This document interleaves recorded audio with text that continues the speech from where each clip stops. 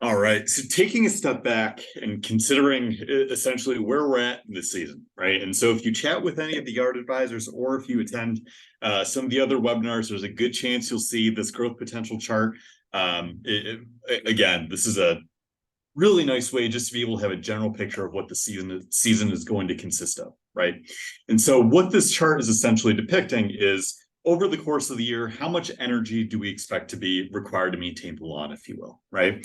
So during the winter time, the grass is dormant. This is really not a time that will be requiring much or there won't be much that will need to be completed, right?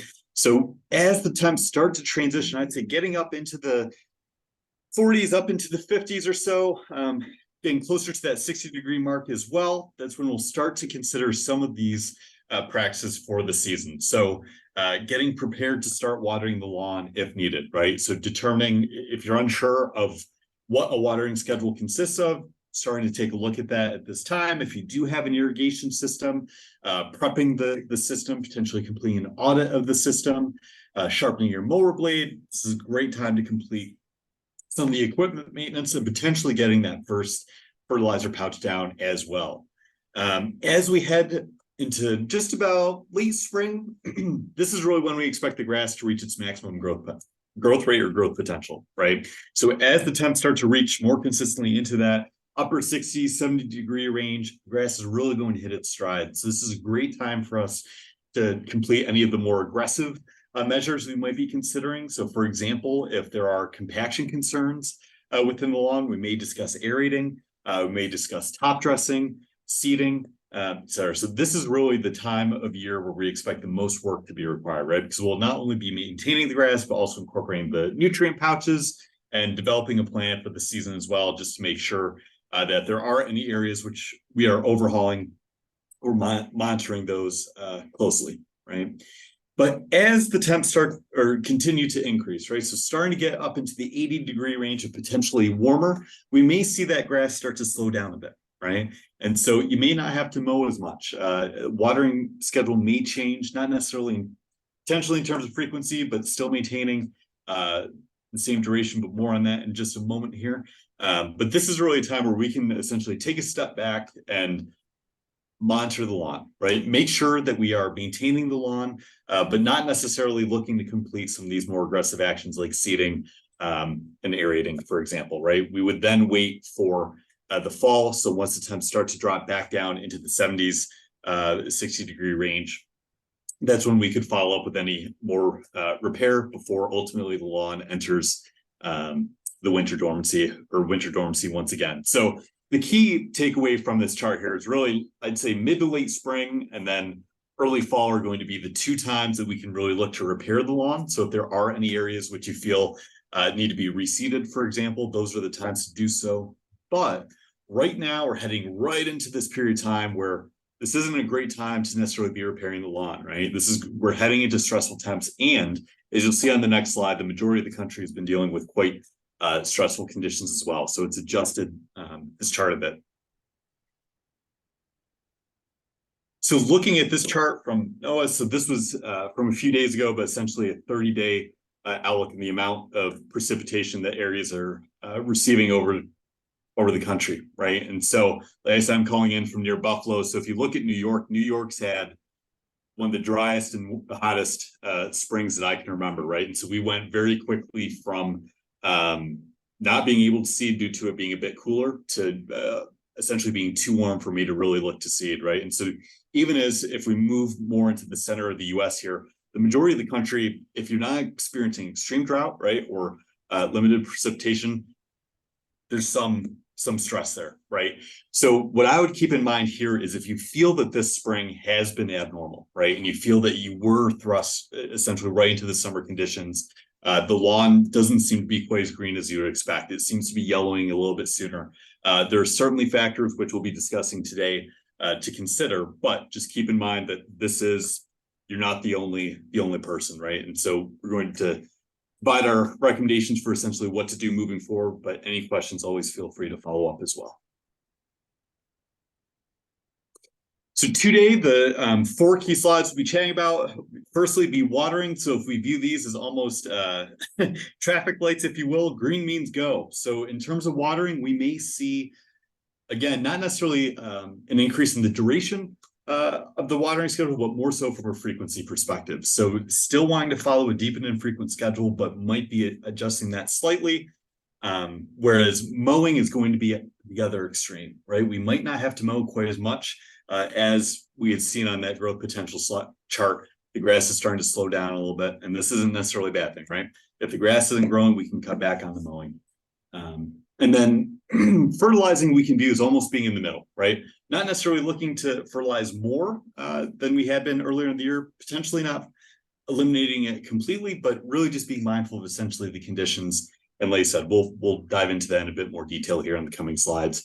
And then lastly, an investigate slide where we'll take a look at some of the common concerns you may see or issues which may develop over the course of the year. All right, so starting off with watering. So this is most likely going to be the most important practice that will determine the health of your lawn in the next coming months.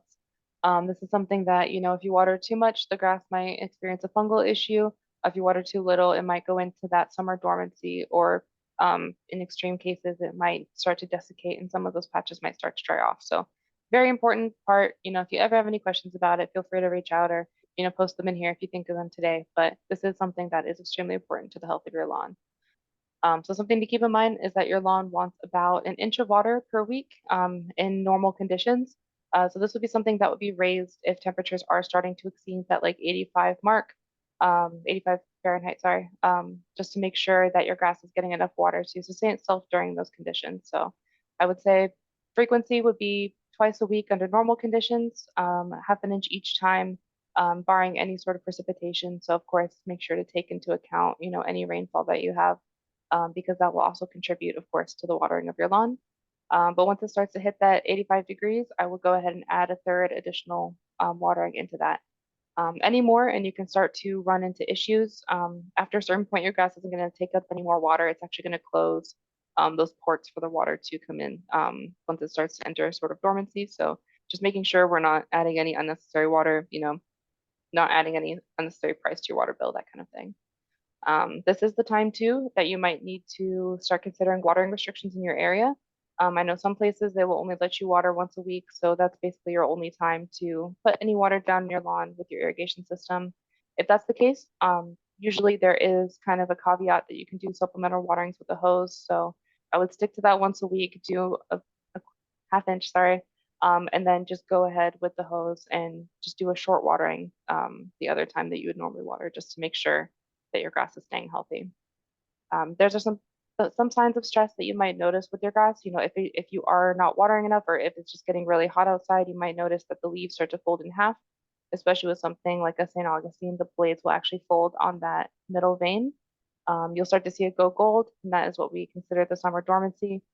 It's not always a bad thing. It's definitely not something that is harmful to your grass. It really is just it protecting itself. So if you start to see it go dormant, you might think about just kind of letting it stay like that for a little bit if temperatures are really extreme or if the drought conditions are really extreme, just to let it protect itself and so you don't get any of those dead patches come fall when everything else starts to green up again.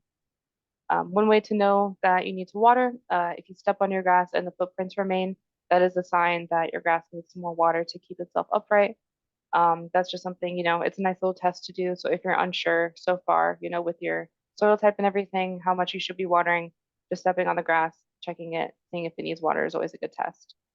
And for the northern central part of the country, you can consider evening watering. So some areas, typically the coast, things like that, stay a little bit more humid, but you have more of the luxury of being able to water in the evening and allow your grass to absorb the water overnight without having to run into any fungal issues, basically. So you could even do from 8 to 10. That way your grass is able to have a longer time to retain that water. And I know we did have a question about clay soils. Those are a huge issue, especially in the central region of the US. For clay soils, the best way to go about watering them, making sure they uptake water, because as you mentioned, it'll start to run off. That would be to use cycle soaking. So that is just watering in shorter intervals over that watering session that you have. So say you water on Tuesdays, in the morning for 30 minutes. On that Tuesday morning, you would water 5 minutes, shut it off for 10 minutes, water for 5 minutes, and kind of go back and forth, just making sure that the soil has enough time to kind of absorb the water there. And if it is very, very extreme, if you're still seeing runoff during that time, I would look into using something like a surfactant to help break the surface tension of the water, and allow it to better penetrate the soil. So this would be something like our water focus pouch. I know some people get it in their plants, but if you don't, we do have it available in retail. So you could always use that, just to help the water better penetrate the soil, get that better water retention there, and kind of help your grass fight off any sort of drought stress. And just a quick point to highlight, right? Especially from the watering perspective of essentially too much of a good thing can be bad, right? And so I think the natural inclination is as soon as we start to see the spike in temps, or especially at this time of year, we think it couldn't possibly be heat stress, right? Or it couldn't possibly be drought stress, actually. And then looking at the amount of natural precipitation, we realize, oh my gosh, we haven't had rain in weeks. What would be, I guess, what's the concern there, right? If I run out and I water for 3 minutes every night, right, just to try to put a little bit of water down versus watering 2 to 3 times per week, but for much longer, what's the benefit there? Yeah, so watering frequently, but in short intervals is actually damaging to your grass in the way that the water will hang around the leaves, causing a possible fungal issue, if you're doing it very, very frequently. But also the added negative of when you water very shallowly, the roots only grow shallowly, and that means they won't be able to access any water deeper in the soil. So you want to make sure to encourage those deep, strong roots by watering infrequently and just making sure that the grass is doing everything it can to protect itself from drought stress.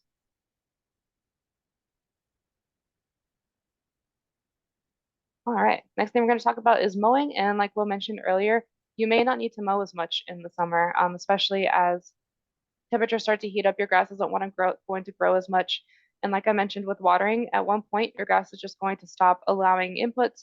It's going to just want to maintain itself. It's not going to want to put all that energy into growing when it knows it's possible that the heat might damage it. So having to not mow, it's not a terrible thing. You can use that Saturday for doing other stuff, but just to keep in mind that, mowing frequently, encouraging your grass to grow could stress it out if temperatures are extremely hot outside. So some nice tips to keep in mind are just to sharpen your mower blade. So if you see on this picture here, the grass is being ripped instead of cut.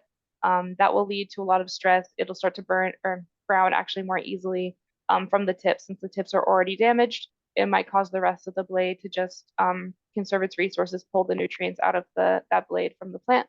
You'll start to see some more browning there. So that's always one of the first things we check when we see, I've got a brown patch in my lawn.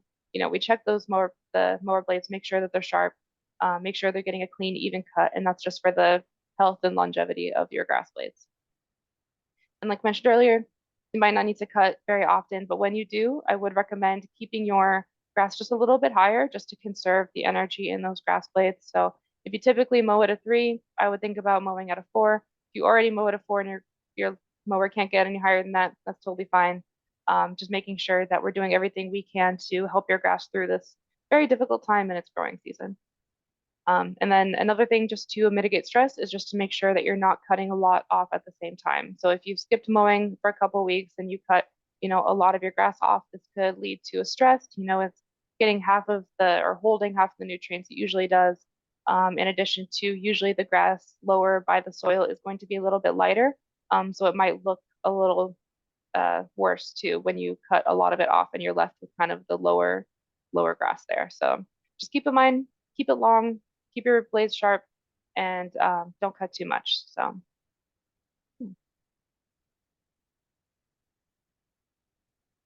All right, so transitioning into fertilizing, the bread and butter, right? The plan, and I believe this is potentially one of the more interesting topics, of course, because it's one I'm covering, but also just in relation to the plant, right? And one of the questions we receive is, well, when should I apply the pouches? And of course, the My Plan page is a great starting point. So as you can see on the right-hand side of the screen here, your plan page will provide recommended application dates for when to put these pouches down, right? And what I will highlight here is that these are a great baseline or starting point, right? But this doesn't mean that the pouches have to go down in this time frame, right? These are the ideal times. Once again, ideal, but does not mean that they have to be. If they're not applied at this time, then the whole season's lost, right? As long as we still reach that desired nitrogen load over the course of the season, I'm happy, right? So what I would consider before even starting to look at the recommended date ranges here, right? The two factors I'll consider would be one, what are the temps right now, right? And so ideally, we're looking to apply the pouches when the temps are anywhere from about 50 to 85 degrees or so, right?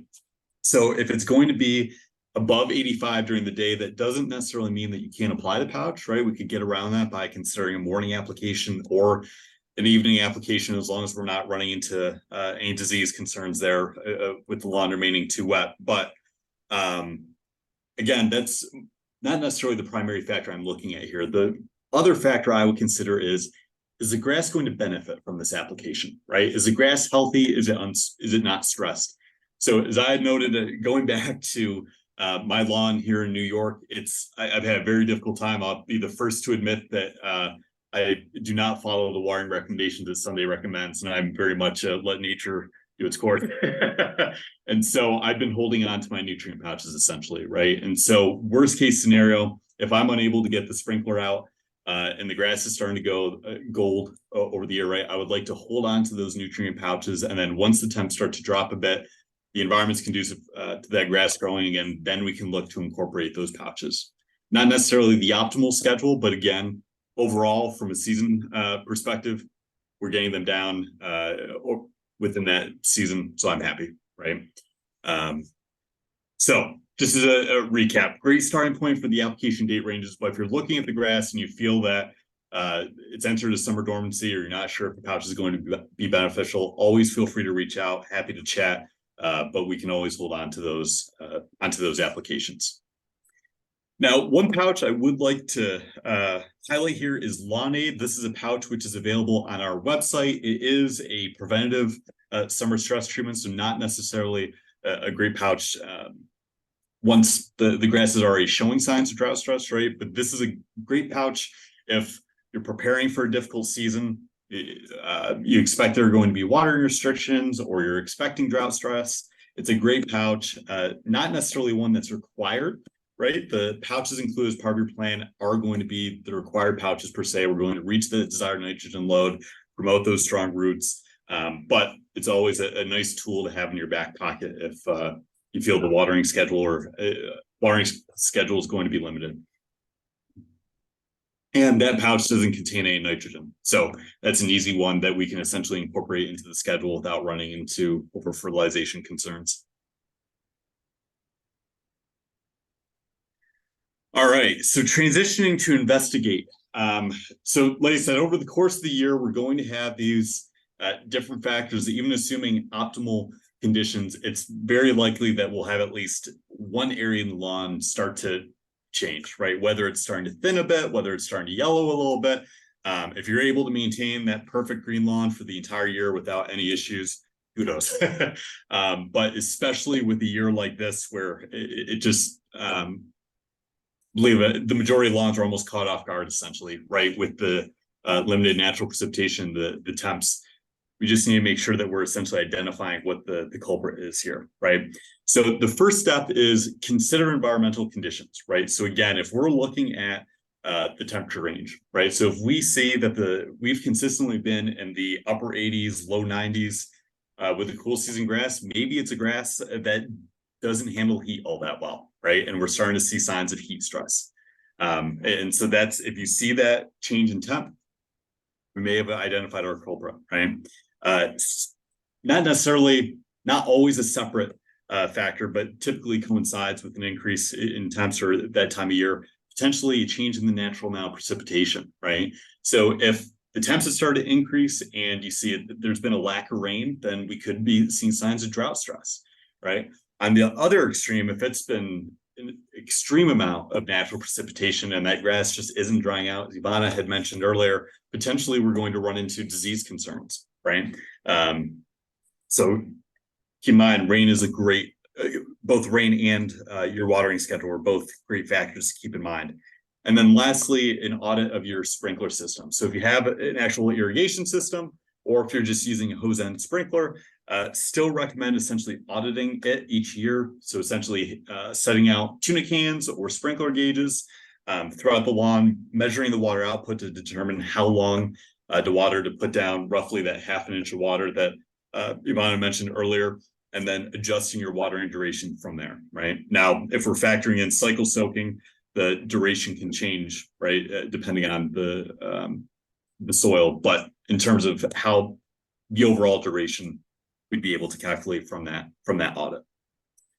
So those are the 3 key factors that I would keep in the back of your mind if you start to see changes, right? Secondly, keep track of these changes. It's always extremely helpful if you do reach out to our team, or even just on your own, being able to look back and say, okay, it was on this specific date that I noticed this change begin to develop in this specific area of the lawn, right? Or, it seemed like this area started here and then it expanded to the entire lawn within a week. Or it seems like it's still in the same area, but it's just getting much worse in that specific area. All great notes to have. And then from there, we'll be able to begin to identify the issue, right? And so if we look in the upper right-hand corner of this slide here, you can see these patches starting to develop. And so there are a number of factors which could be at play here, right? So this could be an area which potentially is a bit more compacted if we have some patches, right? And so doesn't necessarily drain quite as well. Could be a sign of a very low mowing height, somewhat odd here with the healthy turf seemingly around it, but always a good factor to keep in mind. Are we on an incline or a slope where we're essentially removing more of the blade than we'd prefer? Could be an area of the grass if we have a mix of different grasses, which isn't uncommon for a cool season lawn, potentially one grass which is handling the heat better than the other or worse than the other. And so being able to account for patches in that manner, right? So essentially considering it more so from an environmental or potentially a soil effect lens per se, right? But then we can start to transition to, well, it seems like these areas don't really correlate with anything in the lawn, right? It doesn't seem like it's an area with a bit more sun exposure or limited water, right? It seems like they're sort of sporadic. Well, then we could start to consider, could it be a turfgrass pest? Right. So if we start to examine the grass, easiest sign if we dig into the soil a couple of inches, if we see signs of grubs, could be grubs. If you lift up on the turf, some turfgrass pests target the grass roots themselves, right? So if you try lifting on the grass, it'll essentially come up with very low resistance.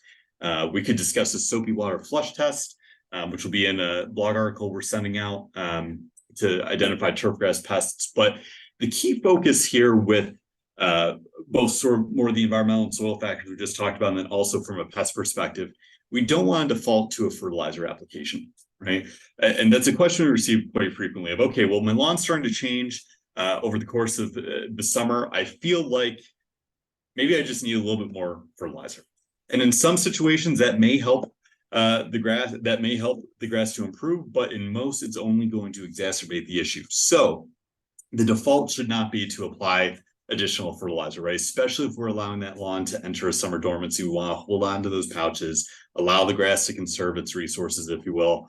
And in this situation, identify the stressor. And in most of these environments or situations, we're going to be able to get the area to improve either by modifying the environment and it'll resolve by itself, but fertilizer might exacerbate it, or getting new grass installed once the temps start to drop in the fall. Looking at the center of the screen here, this is a perfect example of a disease concern, right? So if you start to see these markings on the grass blades themselves, could be a sign of the area retaining a bit too much moisture. So this is when I would look to consider your sprinkler system, or essentially where the sprinkler is set up. If you're using a hose end sprayer, is this an area where potentially where it's set up, it's leaking and we're just getting a puddle of water?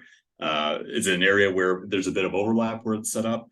And typically, if we're able to modify the environment to minimize the amount of excess moisture, these issues will resolve themselves.